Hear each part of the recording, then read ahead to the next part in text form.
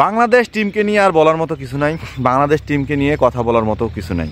বাংলাদেশে অভিজ্ঞতার দাম নিয়ে যদি কোনো কথা বলতে চান বা অভিজ্ঞতা নিয়ে যদি আপনি কিছু বিচার করতে চান, তাহলে অবশ্যই বাংলাদেশ টিমকে ফলো করেন। কারণ এরা সবসময় অভিজ্ঞতার বড়াই করবে, সবসময় অভিজ্ঞতা নিয়ে নিজের ম্যাচুরিটি দেখাবে, এরপর দিন শেষে গিয়ে তারা ফেল, একদম ফেল। মানে তাদের ফেইলর দেখে দেখে কথা বলতে বলতে আমার মনে হয় নিজ প্রোটোকল এবার হাঁপায় যাবে। এবার মনে হয় নিজ প্রোটোকলগুলোও তারা মাপ চাবে যে ভাইয়ারে আমরা তোদের নিয়ে কোনো ভিডিও করতে চাই না, আমরা তোদের নিয়ে কোনো কথা বলতে চাই না। কারণ বাংলাদেশের ক্রিকেট দলের অবস্থা দেখে এখন মনে হয় বাংলাদেশকে ক্রিকেট থেকে বহিষ্কার করা দরকার। আইসিসি কোনো ইভেন্টে বাংলাদেশ খেলার যোগ্যতা রাখে না, আসলেই রাখে না।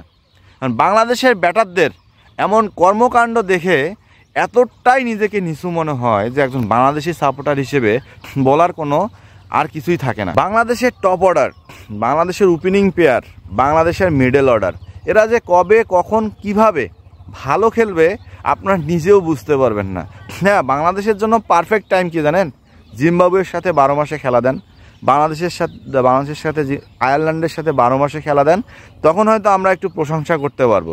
কিন্তু আইসিসি ইভেন্টে গিয়ে ইন্ডিয়া বলেন, পাকিস্তান বলেন, অস্ট্রেলিয়া বলেন, ইংল্যান্ড বলেন, এদের সাথে বাংলাদেশের খেলা দিয়েন না, মহামান্য আইসিসি, আপনার কাছে অনুরোধ। আর বাংলাদেশ যেন কোনোভাবে আইসিসি কোনো ইভেন্টে কোয়ালিফাই করতে না পারে সে ব্যাপারেও আইসিসির কাছে অনুরোধ করা দরকার। কারণ বিসিবি প্রতি দায় দিতে দিতে দিতে আমার মনে হয় দায়বদ্ধতার শেষ সীমায় পৌঁছে যাওয়া যাবে, তবু বিসিবির কাছে দায় দেওয়া শেষ হবে না। কারণ ওই যে কথা আছে না ভাইয়া রে, নাচতে না জানলে উঠান বাঁকা, বাংলাদেশ টিমেরও ঠিক সেম অবস্থা হয়েছে। এখন পারে নাই, সব দোষ বিসিবির। কেন সাকিব আল হাসানকে নিলেন না? কেন লিটন দাসকে ছেড়ে গেলেন? কেন আপনি ব্যাটার হিসেবে সাকিব আল হাসানকে খেলালেন না? কেন রাহিন রানাকে প্রথম ম্যাচে বসায় রাখলেন? কেন আপনি ওকে খেলাইলেন, এটা খেলাইলেন? কিন্তু ভাইয়ারে সিলেকশন প্যানেলে যারা আছে তারা কি ঘাস খেয়ে বড় হয়েছে নাকি এমন মানে পানি খেয়ে তারা জীবন কাটায় যে তাদের মাথায় কোনো বুদ্ধি নাই, তাদের মাথায় চলে না? মাঝপথে গিয়ে বলেন সৌম্যর ফিটনেস নাই, মাঝপথে গিয়ে বলেন সৌম্যর থেকে লিটনে ভালো ছিল। ভাই, আইসিসি ইভেন্ট মানেই একটা নাটক বাংলাদেশের, যেটা ধারাবাহিক সিরিয়ালের মধ্যেই পড়ে। সেখানে আপনারা কতটা নির্লজ্জ হলে এভাবে কথা বলতে পারেন যে মাঝপথে গিয়ে একটা প্লেয়ারের কনফিডেন্স লেভেল ডাউন করতে পারেন? না, আমি সৌম্যর দিকে কোনো ছাপাই গাইছি না, আমি লিটনের দিকেও কোনো ছাপাই গাইছি না। কারণটা হচ্ছে সৌম্য যে গয়েলের গরু, লিটনও সে গয়েলের গরু। শুধু সৌম্য লিটনকে দোষ দিয়ে কী লাভ? তানজিদ তামিম বিপিএলে ধারাবাহিক রান করলো, আইসিসি ইভেন্টে কি একটা তো ধারাবাহিক রান করতে পারে? ন্যাশনাল টিমে কি ভালো রান করতে পারে? ধারাবাহিক আছে? নাই। শান্ত ভাইয়া, তাকে আপনাকে কীভাবে হয় হোক বাংলাদেশ টিমকে বোনাস প্রদান করেন, কারণ শান্ত রান করছে, শান্তর ব্যাটে রানে ফিরছে, শান্তকে অবশ্যই বোনাস দেওয়ার ট্রাই করেন, কারণ তিনি আগামী 10টা ম্যাচের জন্য কনফার্ম। তাওহিদ হৃদয় তরুণ ব্যাটসম্যান, হ্যাঁ, তিনি ওই যে একটা সেঞ্চুরি করছে, এই সেঞ্চুরি ভাঙায় নিউজ প্রোটোকল নিউজ করবে আরও 10টা ম্যাচের, টিম ম্যানেজমেন্ট তাকে আরও 10টা ম্যাচ নিয়ে প্ল্যান করবে। অথচ পরের ম্যাচটা খারাপ খেললো, তারপরের ম্যাচটা খারাপ খেললো, তারপরের ম্যাচটা তাকে বসাবে না, বা তারপরের সিরিজটা তাকে বসাবে না। আপনি অন্য টিমের দিকে তাকান, এক একটা প্লেয়ার তারা পারফর্মের জন্য উন্মুখ হয়ে থাকে।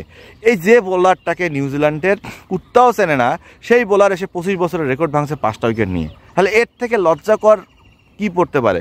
অথচ মিরাজ নাকি আমাদের অলরাউন্ডারে চলে গেল, সেরা অলরাউন্ডার সাকিব আল হাসানের জায়গা নিয়ে নিল, মিরাজ নাকি উইকেট নিয়ে ফাটায় সারে দিবে রে ভাইয়া।